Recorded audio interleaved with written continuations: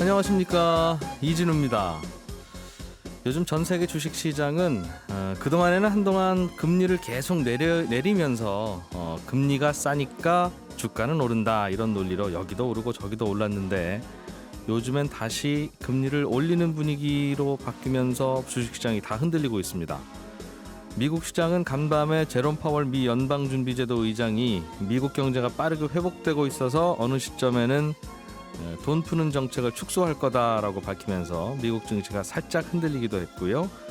이번 주에는 중국 증시가 많이 떨어졌습니다. 기술주에 대한 규제 우려가 또 커지고 있고, 여기에 수에즈 운하에서는 초대형 컨테이너선이 좌초되는 사고가 발생하면서 기름값도 들썩들썩하고, 올 한 주도 많이 시끄러웠는데, 오늘 금융시장 동향 시간에 이런 이슈들 통해서 이번 주 주식시장, 금융시장 한번 쭉 정리해 보겠습니다. 3월 26일 금요일 손에 잡히는 경제, 광고 듣고 바로 돌아오겠습니다. 네, 또 챙겨 들어야 될 뉴스들이 쌓여 있네요. 오늘도 어예진 경제전문기자가 나오셨습니다. 어서 오세요. 안녕하세요. 수에즈 운하라고 이집트 옆에 있는 그 지중해와 홍해를 이으니까 이제 아시아 바다하고 유럽 바다를 살짝 샛길로 연결해주는 지름길 네. 운하가 있잖아요. 네네. 거기에 컨테이너선 한 척이 막혀 있는데 좀 살짝 치우고 다니면 되지 싶은데 그게 안 된다면서요? 네, 이게 그러기가 어려운 게 이게 초대형 컨테이너선입니다. 예. 중국 상하이에서 네덜란드 로테르담으로 가던 배인데요. 대만 에버그린 해운사가 운영하는 에버기분이라는 배인데, 소유주는 또 일본입니다. 15년 정도 에버그린이 빌린 것인데요. 예. 말씀드린 것처럼 엄청 큽니다. 컨테이너 2만 개를 실을 수 있는 배로요. 길이만 400m인데 이게 좀 실감이 나도록 설명을 드리면 우리나라의 63빌딩이 250m 정도가 되니까 1.6배 정도가 되죠. 한 개 반 정도를 네. 눕혀놓은 거군요. 네. 예. 그리고 이게 배길이 폭이 200m밖에 안 되니까요. 이 배가 이렇게 대각선으로 막아버리면 모든 배가 통행을 할 수가 없는 거죠. 폭이 200m짜리 뱃길 바다에 네. 400m짜리 배가 대각선으로 딱 막고 있는 겁니다. 좌초됐다. 네. 그래서 해운사들이 보통 규모의 경제를 개선하기 위해서 이 대형 선박을 많이 이용을 하거든요. 예. 근데 이렇게 문제가 발생이 된 거죠. 근데 원인은 이 내비게이션 오작동 등 기술적 결함으로 알려졌는데요. 당일에 뭐 강풍, 모래바람 이런 게 굉장히 심했다고 합니다. 그래서 뭐 하다가 운하 측면인 모래벽에 이 뱃머리가 이제 콕 하고 박혀버린 겁니다. 현재 중장비들이 동원돼서 모래를 열심히 파고 있는데, 양 끝에 예인선도 연결해서 이렇게 잡아당겨서 배를 다시 띄우기 위해 노력 중이고요. 근데 오늘 아침 사진 보니까 많이 파기는 했는데 아직 진전이 없어 보입니다. 그래서 뭐 몇 주 걸릴 수도 있다 이런 얘기가 나오면서요. 운행 재개 시기가 불투명한 상황입니다. 이게 물이 깊은 곳이면 물 다시 들어오면 배도 저절로 뜨는데, 물이 깊지도 않고 모래에 박혀 있으니까 이건 뭐 들어 올려야 되는데. 그렇죠. 운하라서 생각보다 사실 깊지가 않아요. 한 24m 정도 수심이 되기 때문에. 그리고 그른 모양이라서. 대형 중장비가 달라들어서 모래 파고 있는데 중장비가 매미처럼 조그맣더군요. 이거 어떻게 해야 되나 이거. 문제는 네. 이러면 이 길로 못 가면, 이게 지름길인데 못 가니까 한참 돌아가야 된다고요? 네, 그렇죠. 그러면 어떻게 되는 거예요? 일단은 오도가도 지금 못하는 배들이요. 어제 기준으로 약 185척이거든요. 여기에 뭐 일반 상품도 있지만 가축도 있고요. 시멘트, 화학물질을 실은 배들이 하루가 다르게 계속 늘어나고 있습니다. 말씀하신 것처럼 다른 곳으로 돌아가면 되잖아 이렇게 생각하실 수 있는데요. 그러려면 저기 아래 아프리카 희망봉을 지나갈 수 있는 게 대안인데, 이게 최소 보름 이상 추가로 소요가 되기 때문에 비용 부담이 있어서 대부분이 대기 중입니다. 수에즈 운하라고 하면 예전에 세계지리 시간에 많이 나왔잖아요. 이 유럽과 아시아를 잇는 가장 가까운 길입니다. 하루 평균 50척이 넘는 배들이 오가는 길목으로 전 세계 무역의 12%가 여기서 이루어집니다. 예. 원유부터 천연가스 등 에너지 운송도 이곳을 통해서 이루어지고요. 컨테이너 선적 교통량으로만 보면 전체의 약 30%를 차지할 정도로 아주 중요한 곳입니다. 대기 중인 배들 중에 10척가량이 유조선이에요. 근데 이게 사우디아라비아, 러시아, 미국 등에서 총 1,300만 배럴의 석유를 싣고 유럽으로 향하던 배입니다. 예. 근데 지금같이 이렇게 병목 현상 길어지면 유럽 지역에 에너지 수급 차질이 생길 것으로 우려가 되고 있습니다. 그래서 해결이 빨리 돼야 되는데 또 장기화가 되면 이 에버기분 배에 실린 짐을 모두 내려야 돼요. 내려서 인양을 해야 됩니다. 그래서 지금 좀 급한 화물들은 그나마 좀 가벼운 것들 중에서 추려서 대체 수단인 항공 화물로 가게 될 것으로 보입니다. 문제는 요즘에 하도 중국이나 이런 곳에서 만들어서 유럽, 미국으로 가는 화물이 많아서 네. 그 동네 공장들이 다 서 있으니까 맞습니다. 안 그래도 컨테이너 운임이 비싸고 컨테이너선 모자란데 이 동네에서 컨테이너 기다리고 있고 또 컨테이너선들이 아프리카 남쪽 희망봉 돌아서 유럽 가기 시작하면 시간도 더 많이 걸리니까 배 돌아오는데도 시간 걸릴 테니 맞습니다. 더 모자라고 운임 많이 오르겠어요. 아무래도 이제 유럽 노선 컨테이너 운임 상승이 불가피한데요. 변동성이 좀 커지는 거죠. 지금 아시아에서 유럽으로 가는 컨테이너 개수만 매일 5만 개가 넘거든요. 예. 뭐 이틀 더 지체된다 그럼 11만 개가 운송이 밀리는 거죠. 음. 이번 일로 매일 약 96억 달러, 하나로 10조 원어치의 선박 운행이 중단된 것으로 추산이 되고 있습니다. 예. 그래서 이 컨테이너 운임뿐만 아니라요. 대체 운송 수단이 될 항공 화물 운임도 오를 수 있는 상황입니다. 그래서 유럽 내에서 공급돼야 되는 원유가 부족해서 에너지 수급 차질로 연료비 상승이 예상되는데 이런 이유로 우리 시간으로 목요일 국제 유가가 5월 인도분 WTI와 브렌트유가 각각 5%대로 급등했는데요. 전문가들이 지속적인 영향 주지 않을 거다 이렇게 얘기를 했거든요. 그러니까 어젯밤에는 이 WTI 또 그리고 브렌트유가 모두 4%대로 다시 급락하면서 상승분을 다시 내줬습니다. 예. 유럽 지역에서 다시 이 코로나가 확산되면서 사람들 못 돌아다니니 기름 소비가 줄어들 거다 이 예상이 또 충돌했던 모양이더군요. 네. 다른 뉴스 하나 보죠. 얼마 전에 앨런 머스크라고 하는 테슬라 자동차 창업주가 네. 여기도 이제 SNS 자주 하는 분인데 네. 한동안 트럼프 대통령이 자주 하던 조용한데 이제 요즘엔 이 테슬라 창업주가 자주 하고 있어요. 비트코인을 내면 테슬라 자동차 팔겠다라고 했었지요. 네. 근데 이게 세금 문제가 좀 복잡한 모양이네요. 맞습니다. 이 미국의 경우에는 이 국세청이 비트코인을 세법상 화폐가 아닌 주식이나 채권 같은 재산으로 분류를 하고 있습니다. 예. 그래서 주식 팔 때와 마찬가지로 이 가치 상승에 대한 양도소득세가 발생하는 거죠. 현금으로 자동차를 사면 내지 않아도 되는 이 세금 계산서가 떡하니 오는 겁니다. 미국 국세청 눈에는 비트코인 결제가 비트코인을 매도하는 것과 다르지 않다 이렇게 보기 때문인데요.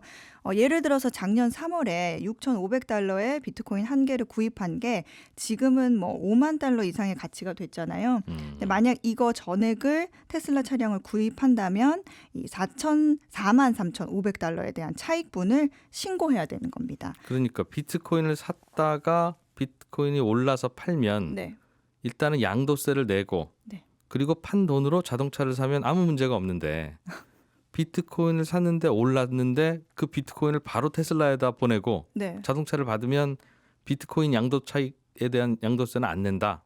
이제 그렇게 되면 골치 아프다 이거죠. 화세 당국은. 그렇게 되는 거죠. 근데 이제 여기 미국 국세청의 경우에는 이렇게 구매를 하게 된다면 우리 보유 기간 다 따질 거고 뭐 이게 독신인지 부부 합사인지 가구 유형이나 연소득 다 따져서 0에서 20% 가량 세금 매길 거다. 양도세 다 계산할 거다. 네. 테슬라한테 비트코인 몇 개 받았는지 다 자료 받아서. 그렇게 얘기를 한 겁니다. 테슬라가 미국 정부가 달라면 줘야 될 텐데 우리나라에서도 테슬라 차를 비트코인으로 사려는 분이 있으실 거 아니에요. 그렇죠. 우리나라 국세청에도 테슬라가 자료 줄까요?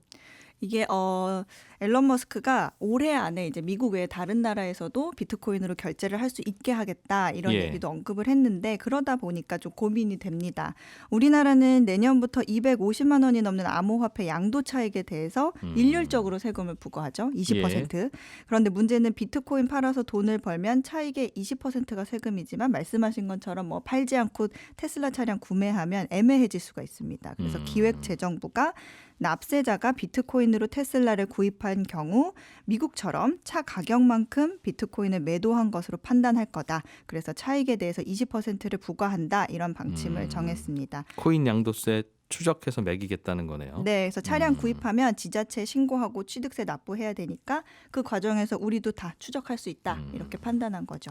근데 국세청이 한 번 더 좀 생각하셔야 될 게 다른 차는 차값이 4천만 원이에요. 그럼 4천만 원 막 내고 사면 끝인데 네.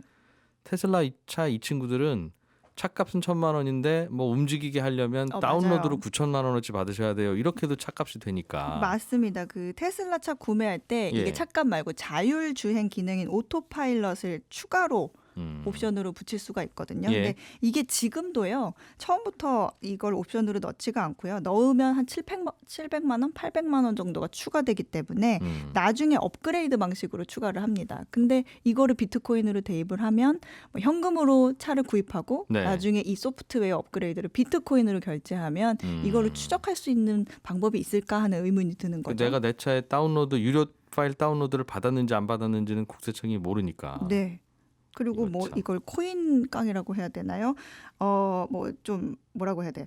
환불 후에 일단 네. 현금으로 산다면 환불 후에 예. 비트코인으로 다시 결제하는 방법도 있을 수 있고요. 코인으로 사면 국세청이 세금 내라고 하니 네, 아니면 뭐 일부는 현금, 일부는 코인으로 할 수도 있고. 현금으로 낸 후에 나중에 테슬라가 코인으로 다시 결제하시려면 하셔도 됩니다라고 하면 네.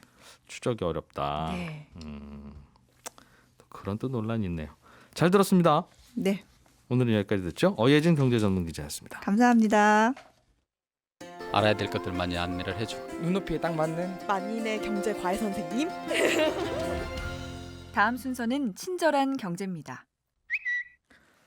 네, 오늘은 청취자 중에 박성호 씨가 경제 뉴스를 요즘 신경 써서 자주 읽고 있는데 경제 뉴스를 읽다 보니까 유로 달러 환율이 올랐다 이런 표현이 있던데 유로 달러 환율이 올랐으면 이건 달러가 비싸진 겁니까? 유로화가 비싸진 겁니까? 이거 어떻게 구별하는 건가요? 이런 질문을 주셨습니다.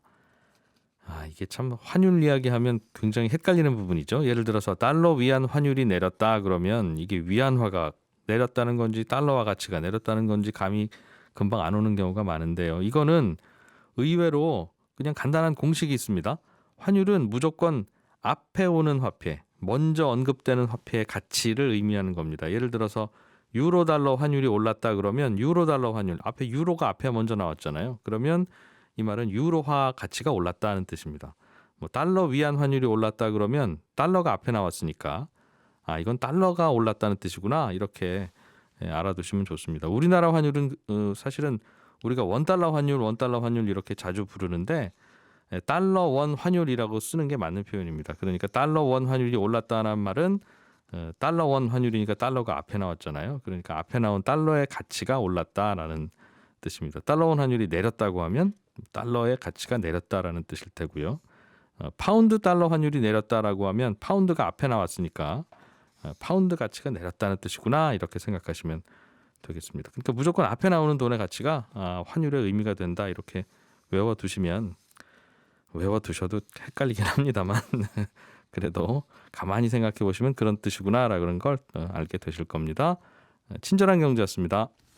예, 이번 한 주 동안 금융시장 어떻게 움직였는지 또 정리해 주실 분 나오셨습니다. 한국투자증권의 박재영 차장님 어서 오세요. 네, 안녕하십니까. 요즘 증권사 바쁘죠? 네, 바쁘죠. 얼마 전에 공모주 일정도 있었고 예. 최근에는 또 주가가 오르락 내리락 하면서 예.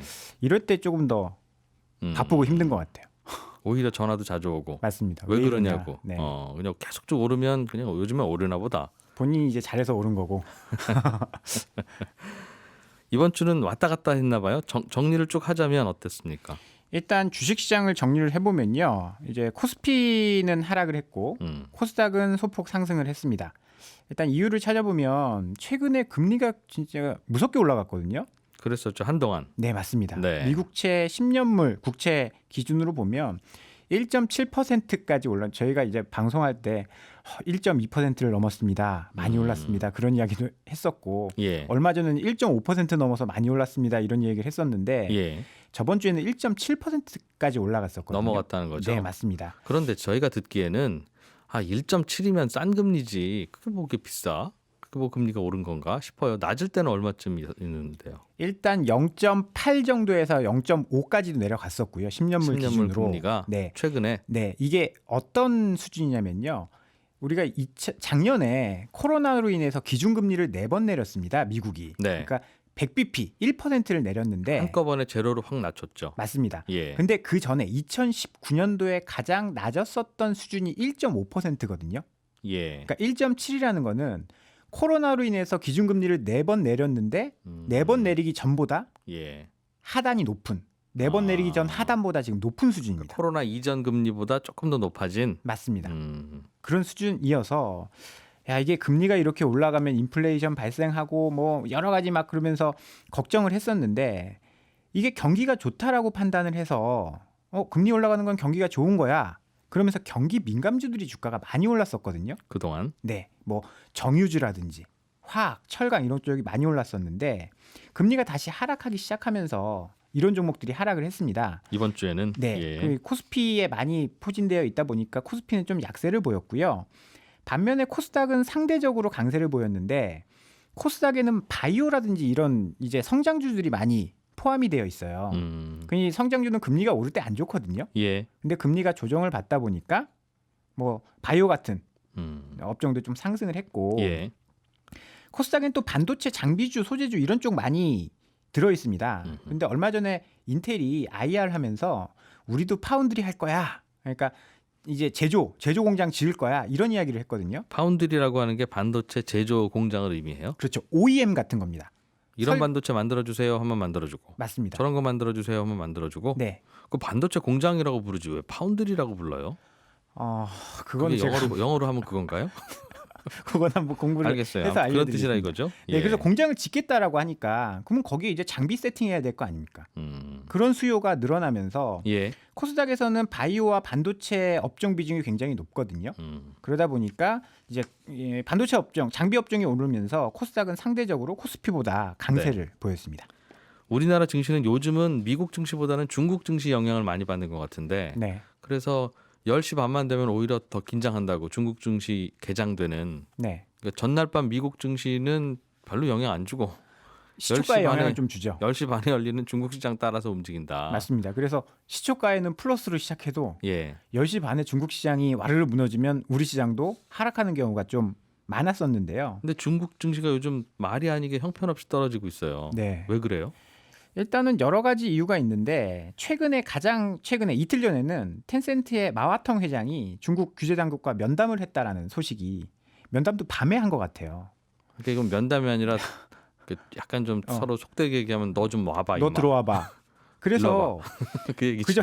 맞습니다. 그저께 저녁에 이제 ADR이라고 있어요. 중국 주식인데 해외에 상장되어 있는 예. 이 ADR들이 막 급락했습니다. 텐센트 뮤직이 23% 하락했고 텐센트가 지분 투자하고 있는 뭐 핀더더라든지 JD.com 이런 것들이 크게 하락했고 또 텐센트 하락하다 보니까 알리바바 뭐 이런 기술주들이 급락을 하면서 이게 중국 시장 안 열린 한밤중에 이 소식이 전해지니까 중국 주식이 저 미국에 상장되어 있는 그 회사들이 주로 많이 떨어졌다는 뜻이군요. 네, 그리고 그 다음 날 또 중국 시장 열릴 때 이런 ADR 하락이 반영이 되고 예. 뭐 그러면서 이제 홍콩 뭐 중국 주가가 많이 하락을 했고요.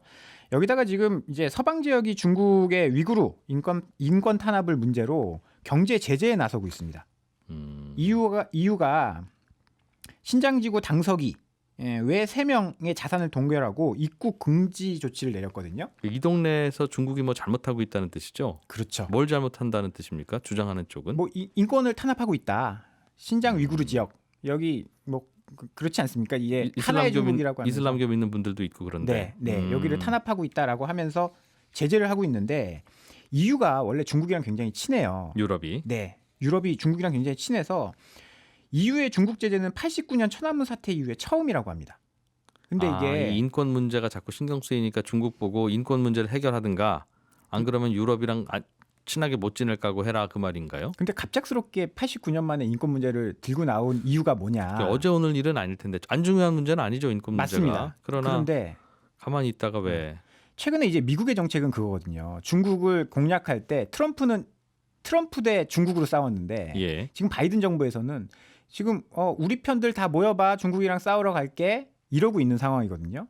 그래서 미중 무역 분쟁이 좀 더 커질 수 있다. 예. 미국이랑 중국이랑 1대1로 싸울 때보다 유럽과 힘을 합치면 더 커질 수 있다. 이런 불안감도 지금 중국에 있는 것이 아닌가 그렇게 분석을 해볼 수 있을 것 같습니다. 그래서 요즘 분위기는 유럽과 미국이 중국을 동시에 공격하고 네, 중국은 러시아랑 좀 손잡는 것 같고 약간 그런 분위기인 것 같습니다. 그러니까 뭔가 긴장감이 도니까 시장은 안 좋다. 네, 그렇습니다. 앞에서 수에즈 운하에 그 컨테이너선 큰 거 하나 빠져서 이거 골치 아프다. 네네. 이런 얘기는 전해주셨는데 네, 아주 쉽게 잘 재밌게 전달을 하셨더라고요. 예. 네, 고맙습니다. 칭찬해 주신 거죠? 맞습니다. 이거 오래 갈 것 같지 않아요? 그런데요. 이제 어저께까지는 굉장히 오래 갈 것 같다라고 해서 유가가 급락을 했는데 급등을 급등을 했겠죠. 했는데 예. 오늘은 또 유가가 다시 또 하락을 했더라고요.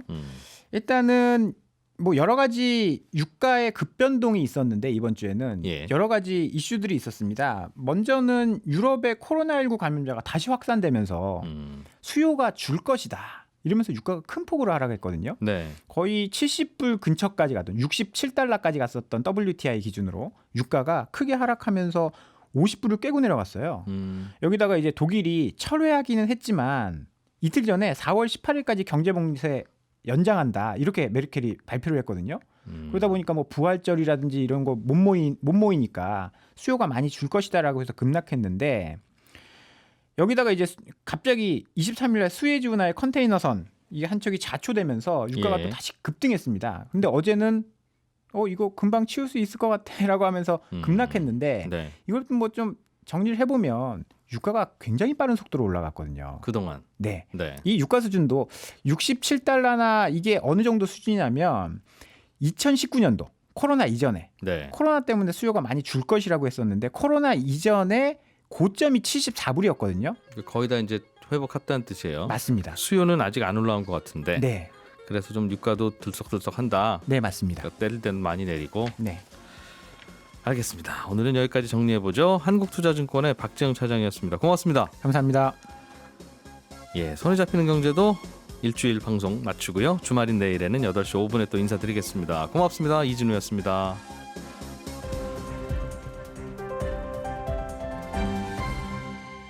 경제를 생각하는 사람들의 즐거운 습관. 이진우의 손에 잡히는 경제.